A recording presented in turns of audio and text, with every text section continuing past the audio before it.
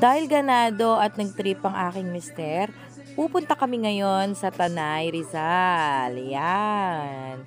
Ayun nga, dumaan kami dyan sa may San Mateo.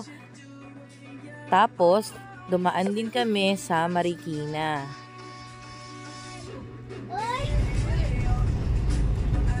Grabe, sa haba ng biyahe, halos hindi ako nakatulog kasi kawawa naman siya.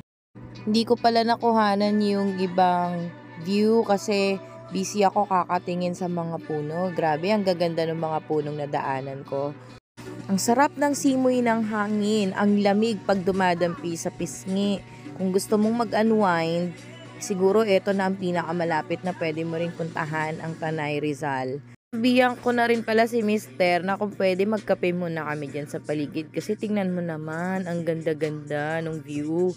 Marami silang mga ilaw. Naghahanap nga kami ng bulaluhan pero wala kaming makita. Ang marami ay kapihan.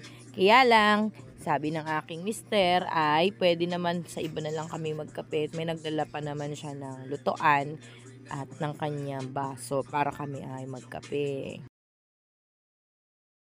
So dahil first time nga namin sa Tanay, Rizal, yes, sa wakas narating na rin namin ang aming pupuntahan.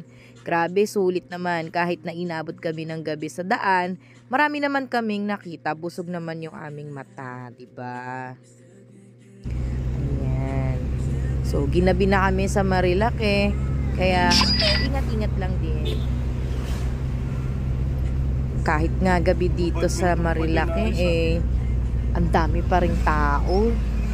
Pero pag nakapunta ka doon sa may bandang bundok, wala nang nagiging tao. Kaya doble ingat. At dahil hinabot na kami ng gabi sa daan, grabe, gutom na ang hinabot namin. Wala kaming mahanapan na bulaluhan.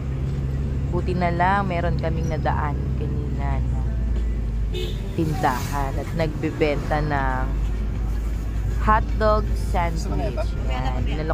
So, ito pala yung part 1 ng aming biyahe. Tayo sa second.